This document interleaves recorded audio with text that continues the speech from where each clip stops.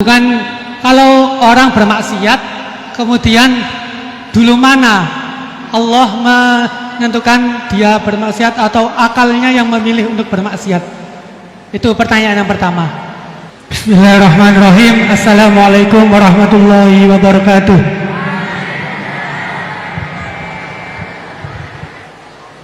Langsung saja, ngapunten Gus.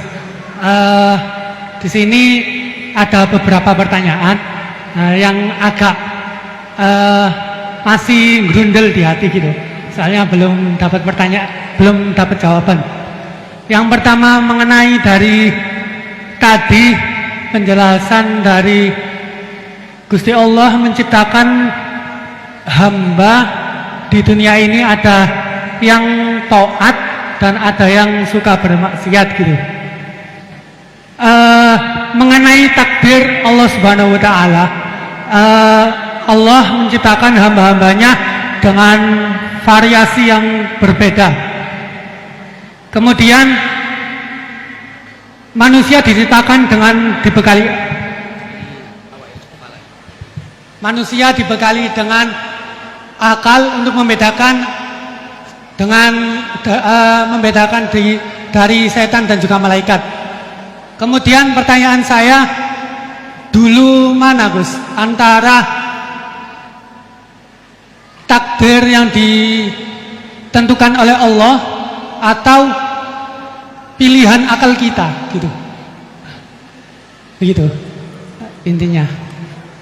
Soalnya kan bukan kalau orang bermaksiat kemudian dulu mana Allah menentukan dia bermaksiat atau akalnya yang memilih untuk bermaksiat. Itu pertanyaan yang pertama. Untuk pertanyaan yang kedua, ngapunten. Untuk pertanyaan yang kedua, intinya kan tadi istihad daripada ulama itu menentukan hukum yang berbeda-beda. Terus kemudian kita sebagai yang hanya tabik saja mengikut, itu bolehkah? Kan dari kata guru saya, kalau hukum fikih itu yang ringan-ringan disebarkan nggak apa-apa. Tapi yang berat-berat dipakai sendiri gitu. Tapi biasanya kan kita kebalikan. Yang ringan-ringan soalnya kita tahu ilmunya, kita yang pakai. Terus kalau ada orang yang tanya, biasanya kita yang kasih jawaban yang berat-berat daripada hukum fikih. Jadi yang saya tanyakan, kalau berpindah hukum dari awalnya ikut imam ini terus kemudian ikut imam ini, itu bagaimana batasan-batasannya gitu. Syukron. Baik, terima kasih. Ini pertanyaan yang ringkas disampaikan cukup panjang. Niki langsung dipun jawab nopon. Oke, monggo Yai. Ini tadi hoax itu, saya waktunya tinggal 10 menit, enak saja. Tidak, saya nanti langsung itu, mungkin langsung ke Jogja, kan jadwalnya itu saya memang ke Jogja. Baru ini saya ke Jogja naik pesawat gara-gara hormat ke Mas Buhin. Sepanjang hidup saya nggak pernah ke Jogja naik pesawat, baru ini nanti rencananya naik. Karena tak hitung kalau pakai kereta atau bis nggak menangi ngaji di Jogja. Saya jadwalnya ngaji di Jogja nanti jam 4:30. Begini, itu pertanyaannya betul tadi, itu ngawur betul itu. Karena begini ya, masalah qadha qadar itu kan sudah dibicarakan semua ulama di kitab-kitab. Satu, kita mengikuti ahlul hakikah. Idza dzukiral qadar fa'amsiku. Kalau qadha qadar sudah dibicarakan fa'amsiku, kamu harus diam di situ.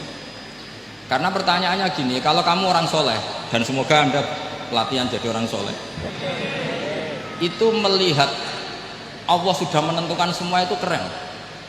Saya bangga punya Tuhan yang sudah tahu nasib saya kayak apa nanti.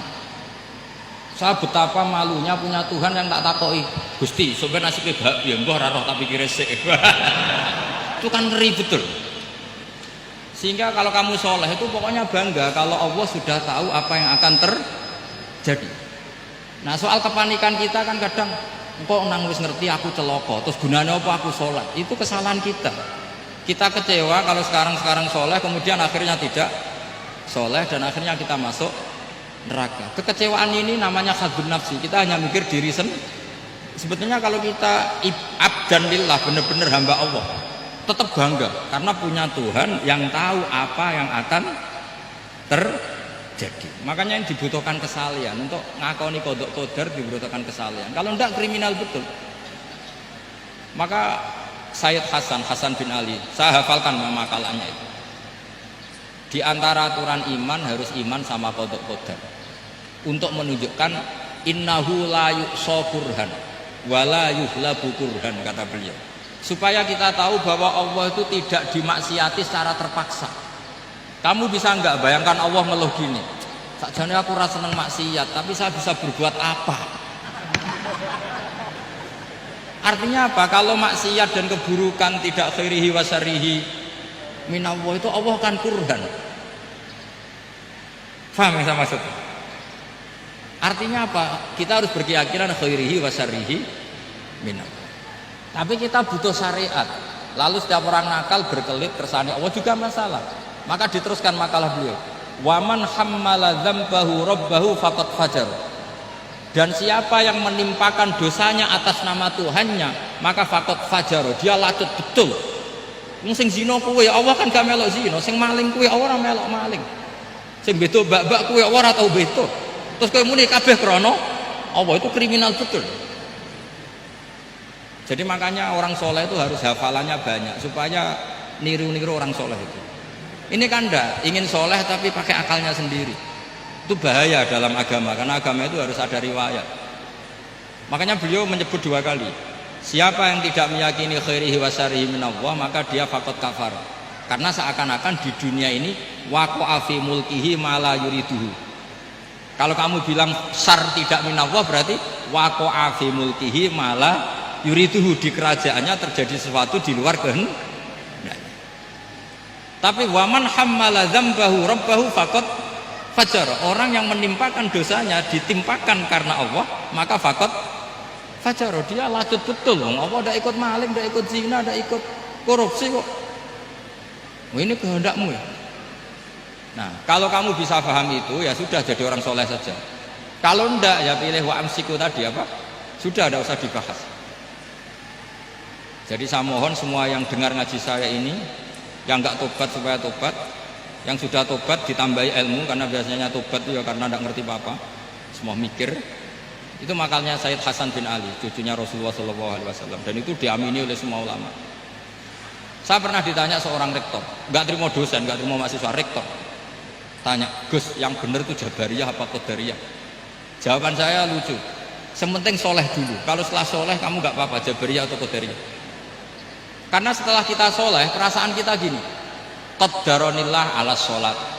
Saya bisa berbuat apa di depan kehendak Allah. Sehingga perasaannya orang soleh ketika mengatakan al-abdu majbur adalah mengatakan la haula wala quwata. Asal soleh loh ya, asal soleh. Tapi kalau orang itu tidak soleh, dijawab apa saja ya berengkel. Umpamanya nanti ini ratau tenang sama Allah. Qadariyah juga sama, ini penting. Misalnya ada orang soleh Qadariyah, mesti cara berpikir, oh pangeran adil ya, sing sholat digajar swarga, sing zina diganjar neraka. Sing ora nyolong digajar swarga, sing nyolong digajar neraka, kan adil. Mosok sing nyolong dilebokno swarga, sing sholat dilebokno neraka, kan jadi lucu. Artinya ketika dia Qadariyah juga ingin membaca hikmahnya Allah bikin aturan. Asal soleh, sama lagi asal. Jadi orang itu setelah soleh itu bisa improvisasi sendiri.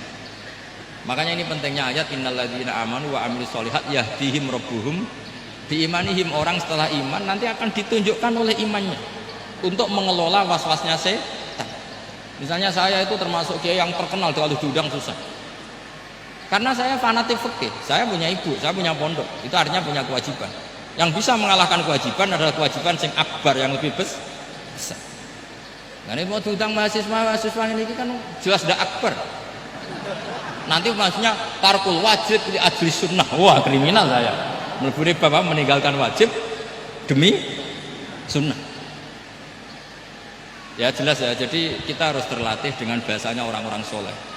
Kalau tidak masalah besar, masalah qada qadar zaman sahabat itu sudah terjadi perdebatan.